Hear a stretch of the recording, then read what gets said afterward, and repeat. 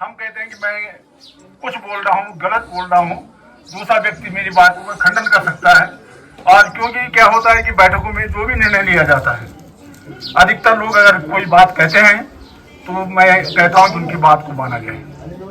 विरोध होता है, हर जगह विरोध होता है, लेकिन उसका निदान भी होता है। तो सबसे पहले मैं उन महानुभावों का जिन्होंने आज ग्राम सभा को पूजन की स्थिति तक पहुंचाया है, उनका मैं ग्राम सभा की ओर से बार बार कोटि कोटि नमन करता हूं। और यहाँ पर इसको क्योंकि कल 12, 13 और 14 को पुजारी का कार्यक्रम प्रारंभ होगा। पुजारी के बारे में जो हमारे पुरोहित लोग हैं, पंडित लोग हैं, उन्होंने क्या क्या करना है ये तो सब पहले निर्धारित हो गया है कि 9 पंडित होंगे, 3 भैरव में होंगे, 3 दीवा में होंगे, 3 नागराज खाल में होंगे। अब उन स्थानों पर ग्राम सभा के द्वारा क्या क्या व्यवस्था है दी गई है, क्या उन्होंने कहा है, ये जो जिन लोगों ने इसको प्रारंभ किया है वो चर्चाएं हुई होंगी। और उसके लिए क्योंकि मुझे लग रहा है कि इस समय हमारे गांव के जो कुल जनसंख्या है 1000 पार करने जा रही है, तो समस्त लोग आ रखे हैं। कुछ लोग जो है चलने में असमर्थ होंगे, लेकिन अब ऐसा कुछ नहीं है। ग्राम सभा के कोई पैदल जा सकता है, उधर से दीवा में जा सकता है, दीवा से ये भैरवनाथ से भी ऊपर नाराज खान में किसी वाहन के द्वारा जा सकता है। और लोग भी अगर नहा सकते हैं तो बहुत अच्छी बात है, लेकिन उसके लिए पानी की व्यवस्था है। दूसरी स्कीम थी हमारी, ये क्या कहते हैं, और वो जो है कितने बार उसमें सुधार किया गया।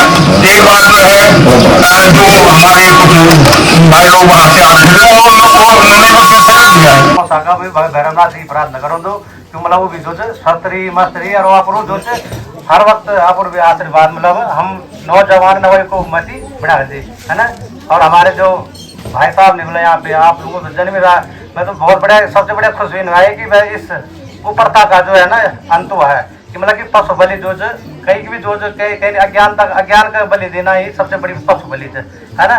लेकिन हमने बलि देनी है तो अपने अंदर की जो हम अंदर जो कहते जो जी उनका जो है जो भी हमारे नेगेटिविटी कहती है उस सब जो बलि दिया है ना। वेगर जो परवा सभी लोग को जो भैजन बोल हमारा आचार्य जिले कि जो सुबह सभी लोग 8 बजे पहुँच जाए। जब 8 बजे बोला तभी 8:30 9 बजे तक हम पहुँचना। वे बाद यहीं से जो है सबसे पहले यहाँ पे देवताओं का ब्राह्मणों का निशान और जीव पूजन वे बाद जो यात्रा हम की प्रारंभ हो। यात्रा जब प्रारंभ वो यात्रा जो मंदिरों के शुद्धिकरण के लिए ही है ना। मंदिर की शुद्धिकरण करवाई यात्रा शुरू हो 1 बजे की। और एक बात तब जब वो मंदिरों में तब पूजा पाठ होना, फिर वे शुद्धिकरण पाठ होना। वे बाद वो भांडू को जो मंदिर जो पंडित मंदिर नियुक्त किया कहना हमारा आचार्य जी जो अब क्योंकि हमारे जो सबसे बड़े आचार्य जो भी हम लोग एक तो सानिध्य हम रखला जो सानिध्य हम कारण क्योंकि हर चीज व्यवस्थित चल रही। जब तक कहीं भी कार्यक्रम में कोई व्यवस्था नहीं रही, कार्यक्रम में कोई माध्यम निराल हो तब तक वो कार्य कभी भी सफल हो रहा है। और इस पूजा की रूपरेखा किस तरह होगी ये उसमें इस पूजा में 3 दिन के जो कर्म कांड जो पूजन क्रम होगा वो आचार्य आदि ने रूपरेखा आपको सूक्ष्म रूप से बता दी है और जो भी होगा वो आपको कल पता चल जाएगी। और यहाँ पर जो प्रश्न एक उठ रहा था शुद्धिकरण का, तो उसका भी निराकरण लगभग हो चुका है। एक बात है कि सबके अलग अलग मत होते हैं।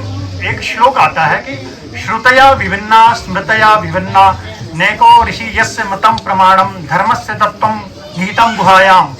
कि श्रुतियां विभिन्न, अब हमारे जो मौलिक जो प्रमाण है वेद को माना जाता है सनातन धर्म में, वेद को, स्मृतियों को, श्रुतियों को, ऋषि वचनों को। लेकिन कहते हैं कि उसमें भी विरोधाभास आता है। वशिष्ठ एक ही विषय के बारे में एक ऋषि अलग कह रहा है, दूसरा ऋषि अलग कह रहा है, एक वचन स्मृति का अलग कह रहा है, स्मृति का अलग कह रहा है, तो उसमें कंफ्यूजन हो जाता है। तो कहते हैं कि क्या करे फिर। तो महाजनों ये निगता सपन था। तो जो महापुरुष जिस रास्ते को, जिस पद्धति को अपनाते हैं आप उसको अपनाओ। अर्थात वर्तमान प्रसंग में जिस प्रकार की पूजन पद्धति पहले से आ रही है हमारे पूर्व आचार्यों द्वारा, ग्रामजनों द्वारा, तो उसी प्रकार की पद्धति से हम चलें। अब जैसे शुद्धिकरण की जो प्रक्रिया आ रही थी, बहुत सुंदर और बहुत अच्छा प्रश्न उन्होंने उठाया था कि बिना शुद्धिकरण के जब तक हम सुबह नहाते नहीं तो हमें कुछ होता ही नहीं। तो उसी तरह जब देवताओं की पूजन कर रहे हैं तो शुद्धिकरण आवश्यक है। इसमें यह है कि जो प्रथम दिवस का जो पूजन किया, पूजन रखा गया, उसमें शुद्धिकरण ही विशेष है। और आप ये भी देखेंगे जब भी पूजन होगा सबसे पहले शुद्धिकरण होगा।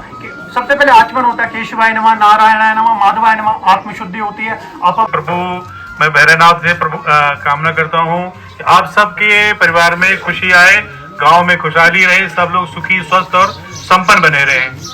दूसरी बात यह है कि जो पूजा का जो हमारा जो एक बहुत बड़ा त्योहार ही समझ लीजिए से जो हम शुरू करने जा रहे हैं, को सफल बनाने में अपना योगदान देंगे तो कोई बड़ी बात नहीं है कि ये हमारा जो है एक ऐतिहासिक पर्व के रूप में जाना जाएगा।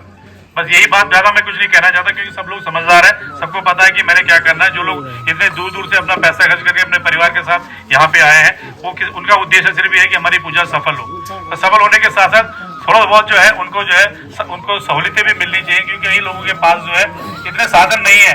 अगर किसी के पास कोई साधन है तो वो साधन वो उसको उपलब्ध कराने की कोशिश करें, ताकि जो है हर कोई ये महसूस करे कि गांव में हम लोगों में आपस में एक दूसरे को काफी यूनिटी थी। तो मेरे को अगर कोई चीज की कमी थी तो मेरे भाई जबर सिंह जबर सिंह रावत जी, मेन जबर सिंह जी भी थे यहाँ पर। ये मतलब एक मेयर अब्सेंस में वो यही कार्य थे करते साहब।